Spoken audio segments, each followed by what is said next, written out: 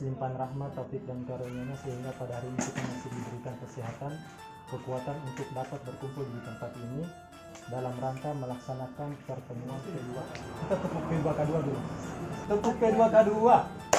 Pertemuan peningkatan kemampuan keluarga. Jadi itu tepuk P2K2.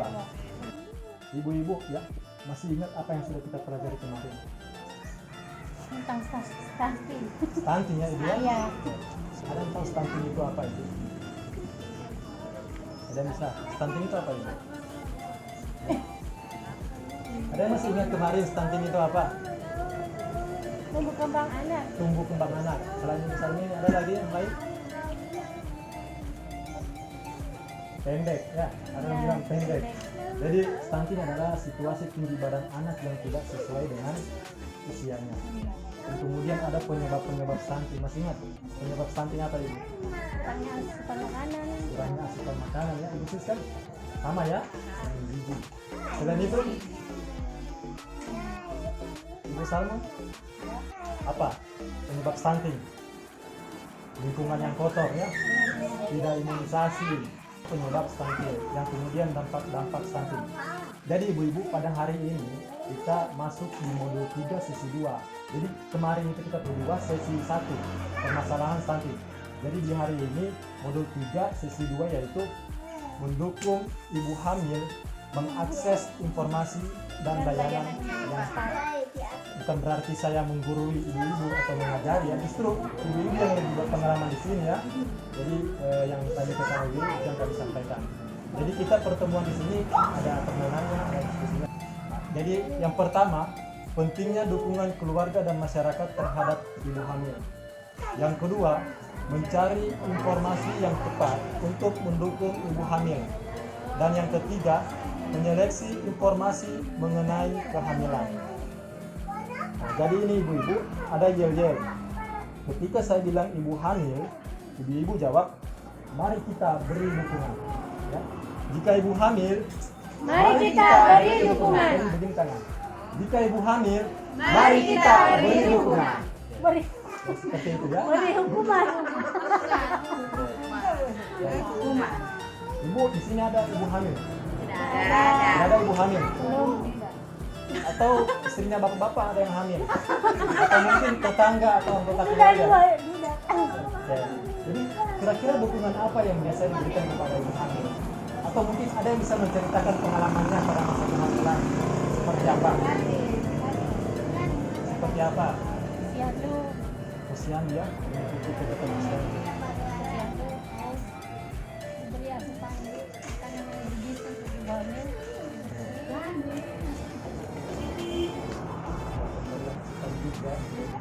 Ya bagus ya, terima kasih ya Ibu Sarmini. Selain Ibu Sarmini, pengalamannya waktu pada masa kehamilan seperti apa? Apakah suami mendukung atau tidak? Dukunglah. Mendukung ya. Tidak mungkin kan tidak mendukung. Jadi dukungan suami itu sangat penting ya terhadap ibu hamil ya. Jadi ibu ya kita bagi kelompok bisa di sini. Jadi ini kelompok 1, ini kelompok 2.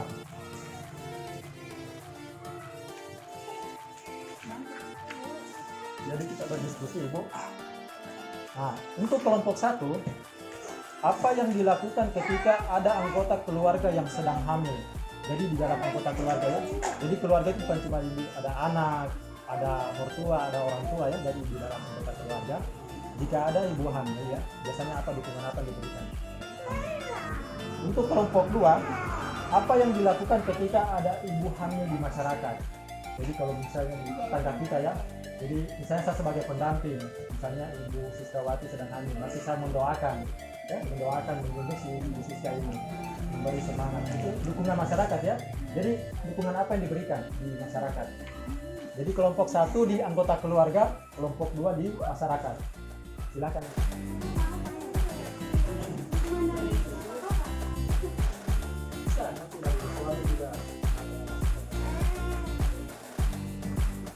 Kelompok 1 bisa dibacakan. Apa yang dilakukan ketika ada anggota keluarga yang sedang hamil? Terus menyarankan kepada kesehatan untuk pemeriksaan kehamilannya memberikan selalu asupan makanan yang bergizi. Harus olahraga misal jalan pagi. Bagus ya untuk kelompok 1 ya. Ada tambahan untuk kelompok 1? Ya. Ada dari kelompok 2, ada tambahan untuk kelompok 1.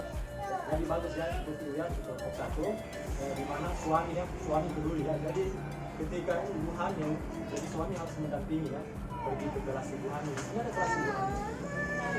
Ya, bagi hanya di kota ya. Kalau di kota-kota itu ada kelompok untuk ibu hamil ya. Dari situ bagaimana mengedukasi ibu hamil ya. Nah, itu suami lebih banyak tahu ya pengalaman terkait pertumbuhan janin ya, agar anak tidak stunting dan kemudian mengikuti kegiatan posyandu ya. Jadi suami ini harus aktif ya. Yang kemudian anggota keluarga yang lain juga ya, jika bisa menggantikan peran si ibu hamil ini ketika ibu hamil pergi ke fasilitas kesehatan, jadi anggota keluarga lain bisa mengganti peran ibu hamil ini dari memasak gitu ya.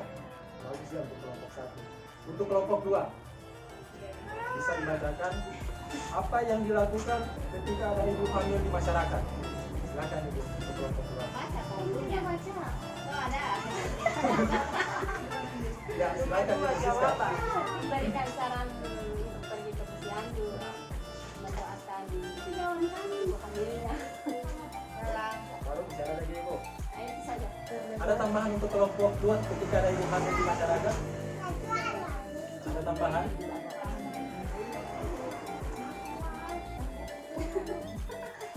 Oke, bagus ya untuk kelompok 2 ya. Jadi kita sebagai masyarakat yang sering mengunjungi ya, menjenguk ibu hamil.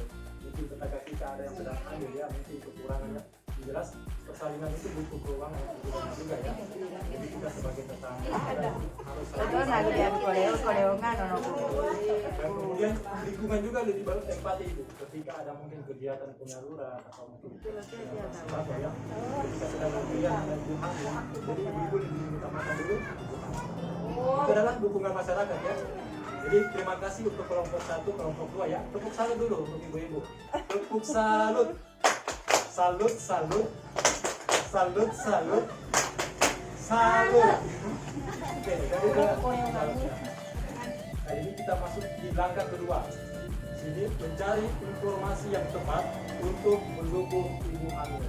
Jadi banyak informasi yang kita dapatkan yang baik di tempat kita ya, seperti kegiatan arisan, kegiatan posyandu yang mengenai informasi tentang kehamilan. Yang kemudian juga ada informasi yang kita dapatkan di media cetak, baik itu di media sosial ya, Facebook, banyak kan informasi tentang kesehatan. Jadi kita berdiskusi lagi untuk kelompok 1, untuk kelompok 2. Jadi untuk kelompok 1 membahas informasi kehamilan yang diperoleh dari berbagai pertemuan tatap muka seperti kegiatan arisan, posyandu, kelas ibu hamil dan lain-lain tentang informasi ibu hamil ya, bahwa ibu hamil tidak boleh makan seperti itu. Jadi itu informasi ya. Untuk kelompok 2 membahas informasi kehamilan yang diperoleh dari media cetak. Misalnya ada info yang didapatkan di televisi ya tentang kehamilan seperti apa ya, informasi tentang kesehatan. Jadi untuk kelompok 2 silakan berdiskusi, kelompok 1 silakan. Ya sudah ibu. Oke, kelompok 1, kelompok 2. Oke, untuk kelompok 1 membahas informasi kehamilan yang diperoleh dari berbagai pertemuan tatap muka di bisa seperti Disarankan harus makan buah-buahan, disarankan untuk obat vitamin tambah darah, tidak boleh sampai stres dan di kesehatan psikis ya, kita ditahu sekali. Soalnya ibu kader jadi. oh ibu kader. Iya, ibu mantan ibu kader. Ya jadi pantasan dia lebih tahu ya. Oke, ada tambahan untuk kelompok 1 ya, bagus ya. Jadi kayak kegiatan kelas ibu hamil di mana berbagi pengalaman dengan calon ibu hamil dan lebih banyak cerita yang didapatkan baik itu di posyandu ya. Jadi banyak informasi yang didapatkan. Terima kasih untuk kelompok 1 ya. Yang kita masuk di kelompok 2 ya. Membahas informasi kehamilan yang diperoleh dari media cetak. Seperti koran, televisi, radio dan lain-lain. Silakan itu. Memberikan makanan bergizi, jangan terlalu mengkonsumsi minuman bersoda. Masuk itu? Iya. Informasi itu.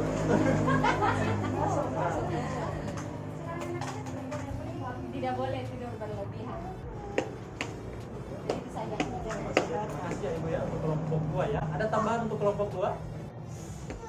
Ada tambahan selain Ibu Sarmini? Tambah saja. Apa yang kamu tahu tambah?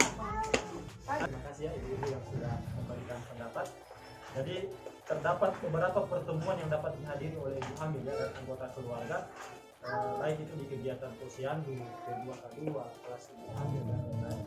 Ibu-ibu yang kali ini kita masuk di menyeleksi informasi mengenai kehamilan. Nah, jadi ibu di sini ada permainannya. Bisa kita berdiri sebentar ibu. Jadi permainannya benar dan salah ya. Jadi ada beberapa pernyataan ibu ya. Jadi di sini ibu, di kelompok sini di bagian kiri saya setuju ya, bagian kiri saya setuju, bagian kanan saya tidak setuju. Jadi ada pernyataan yang saya sampaikan, kalau ibu-ibu tidak setuju berarti kemari, kalau setuju berarti ke sini ya. Oke, baik. Pernyataan yang pertama, ibu hamil tidak boleh makan telur dan ikan karena berbau amis. Setuju atau tidak setuju? Ibu hamil tidak boleh makan telur dan ikan karena berbau amis. Setuju? Kalau tidak setuju, ke sini. Bapak setuju? Setuju, Pak? Oh. Berarti tidak setuju ya? Oke, lanjut. Ibu hamil boleh berhubungan intim. Setuju? Oh gitu ya, setuju semua? Tidak setuju? Setuju? Oke, lanjut. Pernyataan yang ketiga, ibu hamil tidak boleh banyak aktivitas untuk menghindari keguguran. Setuju atau tidak setuju? Berarti ada yang tidak setuju? Ada yang setuju ya? Ada yang setuju? Ada yang tidak setuju ya? Oke, silakan duduk kembali ibu. Silakan kembali ke tempat masing-masing. Nanti kan tidak mau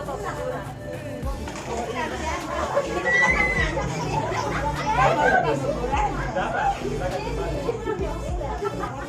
Baik, sudah tadi permainannya ya ibu. Ini bisa mau tanya. Ibu hamil tidak boleh makan telur dan ikan karena berbau amis. Tidak setuju tadi ya? Tidak setuju kenapa?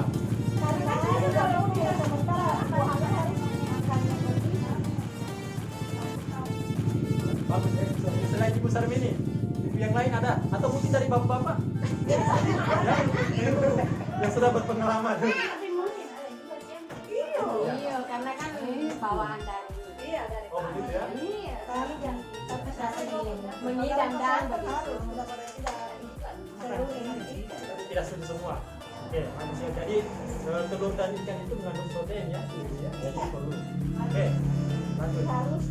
Ibu hamil boleh berhubungan intim. Setuju atau tidak? Setuju semua tadi ya? Kenapa ibu? Selain Ibu Sarmini? Kenapa setuju? Selain Ibu Sarmini gantian. Kebutuhan. Ya? Ada informasi seperti itu? Bagaimana? Kenapa seperti itu? Memudahkan persalinan. Oh, begitu. Tahu juga. Oke, selain Ibu Salmun ada lagi yang lain? Sama ya, apa? saja sama. Sama ya? Oke. Terima Olahraga kasih juga. ya.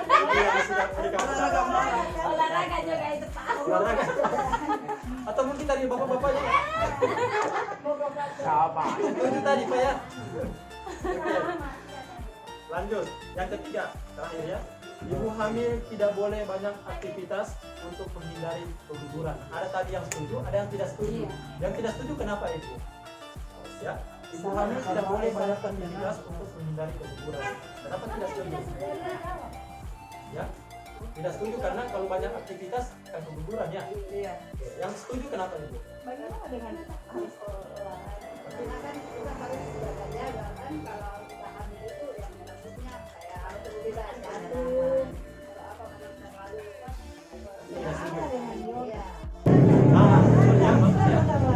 Karena kalau kita kebanyakan dia pengaruh buat kehamilan. Berarti setuju ya. Berarti aktivitas itu boleh ya, jangan sampai berlebihan. Yang sampai berlebihan itu tidak setuju ya. Tidak bisa. Ya itu rencana yang disampaikan ibu ya. Terima kasih ya ibu yang sudah memberikan pendapat. Nah, di sini ada mitos-mitos ibu ya. Jadi mitos itu di mana sesuatu kebenaran yang beredar di masyarakat yang belum bisa dibuktikan. Ini sudah percaya ya. Ada yang bisa sampaikan mitos-mitos tentang kehamilan di sini? ibu hamil katanya tidak boleh. Pasti ada. Seperti apa itu? Yang jelas ini kalau orang tua dulu kan seperti Ya, seperti tidak apa itu? bisa jalan malam. Oh, begitu ya? Bisa ya. Begitu Jalan ada malam. orang tua masih awal. Harus bangun pagi tapi Kandungan akan terganggu itu ya. Pasti Iya, makanya Selain itu ada lagi atau mungkin ibu hamil tidak boleh makan ini atau bagaimana? Mitos-mitos ya. harus Kalau fakta kan sesuatu yang sudah bisa dibuktikan. Ya. jalan tidak bisa. tergantung dari ibu hamilnya. Kita diper Oh, gitu. berikan takobo, takobo Misalnya yang lengket-lengket itu. Oh, Banyak Aku juga cumi-cumi. cumi. Padahal enak.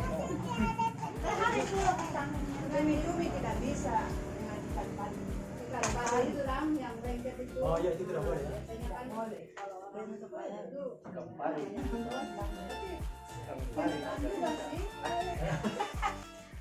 Atau dari bapak-bapak ada mitos-mitos tentang kehamilan? Ya boleh potong. Tidak boleh dinaikkan. aku pengen tanam makan murah.